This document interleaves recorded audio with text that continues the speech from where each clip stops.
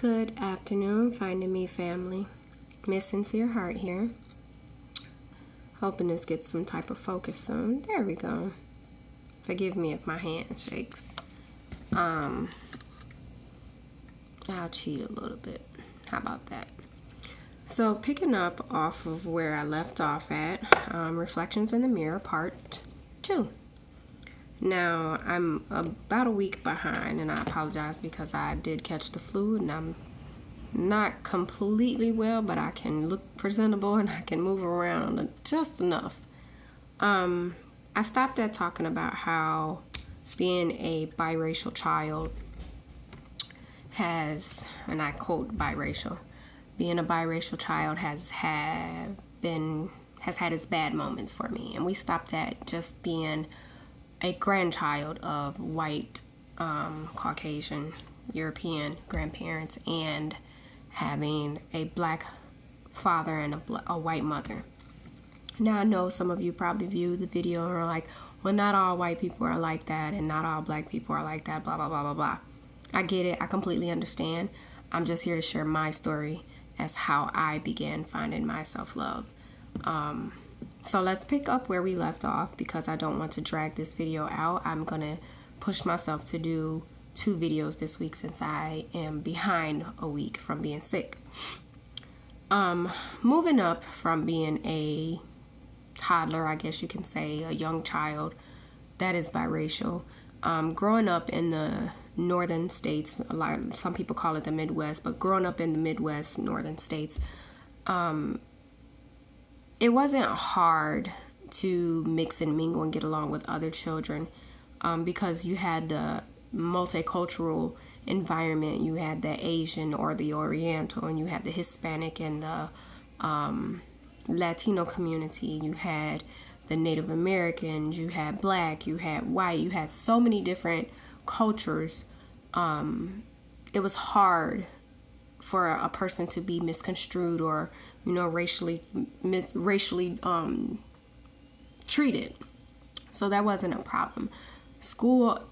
Growing up in school up here wasn't up in the Midwest wasn't a problem. And I say here because I currently live in the Midwest. But the thing that was a problem growing up here was being in public with my parents. A lot of people, when I would be in public with my mother, a lot of people wouldn't identify me as her child. There were times where people would say, that's not your mother, or that's not your child. She's too pretty to be your child.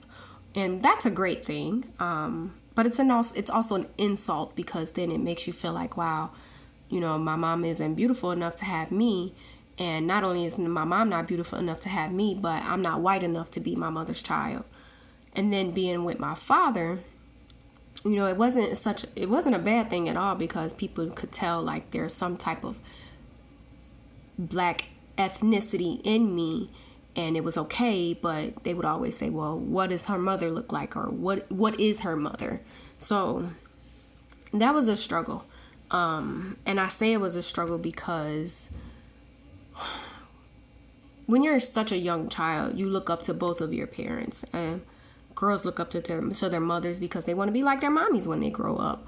Boys look up to their dads because they want to be like their daddies when they grow up. For me, I loved both of my parents, and I loved both of my parents immensely. So I wanted things that my mother did to be a part of me, but I also wanted things that my father did to be a part of me when I grew up. So when you would hear these things as a child coming from other adults, she's too pretty to be your child, she's not white, or you're not black, things like that, they kind of stick to you.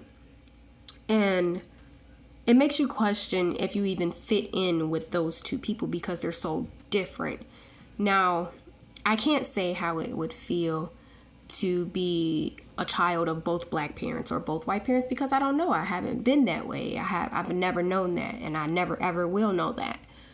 Not biologically, I will never know that. But from what I see and what I hear, it's a little bit easier to identify who you are, or maybe even where you come from and who you come from when you have parents of the same ethnicity. Now, I'm not going against anyone being a biracial child or biracial person. Let's get some more focus here. There we go. I'm not going against anyone being a biracial child, a biracial person, having a biracial relationship. That's your thing. Do what you must. I am a offspring of such. So it's a great creation, but that's not to say that a child or children coming from the same culture and the same ethnic group, like two black parents or two white parents or two Indian parents. And when I say Indian, I mean native, two Asian or Oriental, two Hispanic or two Latino.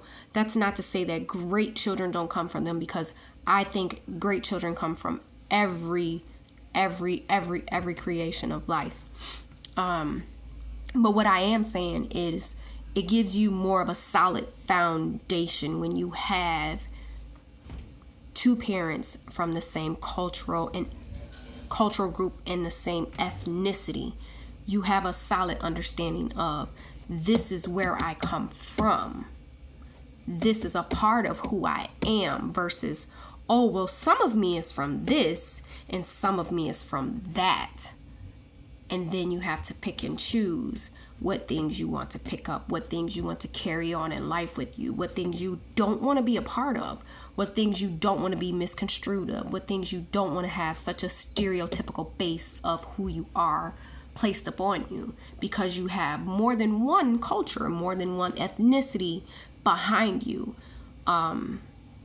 It can be a struggle. And when I say it can be a struggle, I'm talking about being at the grade school age and the beginning middle school age of 6th grade, where I had my white grandparents who would always say, oh, well, you're not just black. And then I would have my black side of my family who would say, well, you are black. And it kind of made me look at myself sometimes and then say, well, if I'm not just black, but I am black, who am I? What am I? I mean, I look like my dad. I think I act just like my dad. I don't look like my mom. I'm very fair-skinned like my mom. But my father was light-skinned. So, who am I? What am I? And it got to the point where I didn't want to pick and choose a side, because I didn't want to choose to be a white girl, because I wasn't a white girl. I don't look like a white girl. I didn't want to be just a black girl, because it made me feel bad to say I'm not a part of my mother, who is a white woman. So I remember one time I heard my mother she was filling out paperwork, and it had something to do with me.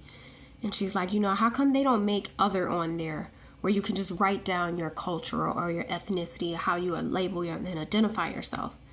And my father said, why? She's black. Just mark black. And my mother said, well, she's part of me too. And it became this thing, like this struggle, like, well, what is she going to identify herself as? Because she can't just be just black, because I'm a white woman, and she has a part of me, so she has to claim her part of me too. Lo and behold, soon after that, you get I think it was multiracial or biracial or more than one. You had the option to choose more than one, or you had the option to choose other and write down what you were and who you were, how you identified, the color of your skin, the way you looked. It kind of made me excited in the beginning, because I was like, yes, there's finally a spot for me on this paperwork. There's a spot to identify me, and there's other kids out there like me, and there's other grown adults that are out there just like me that, they need somewhere to put themselves, because I can't just be white because I'm too dark to be white and my hair is not strong, long and stringy, even though it's long and stringy today. You know, flat irons work miracles. But, you know, I'm not white. I'm black. But I'm not black because my mom is white. So I have to put down something because my mom wants me to include that too, because I'm a part of her as well. Okay. Yay, I'm biracial. I'm a mulatto. That's what I am. I'm a mulatto. So I got happy with that. I was different. I wasn't like anyone else. And that made me feel really, really good. And it made me feel really good for a long time. I like to be different. But I wasn't sure what came after that. No one warned me of what came after that. No one told me, like, hey, you know, not everyone is going to be happy with you being this multicultural, multiracial, this biracial, this other, this mulatto. Not everyone is going to be happy about that. And not everyone is going to treat you good because you're that.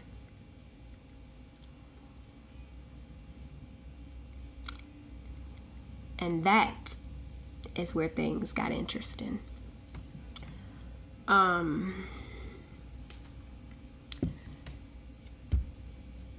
Another part of me that was quite interesting around this time was with my mother being white. And this may sound horrible coming from me because this is my mother, but I'm going to say it. And I know a lot of people are not going to like this, and especially a lot of white women who have little black babies. Y'all need to learn how to comb these little black babies' hair. And the reason why I say that is because if you're going to have a child by a black man, I need you to be able to comb that baby's hair. I don't need you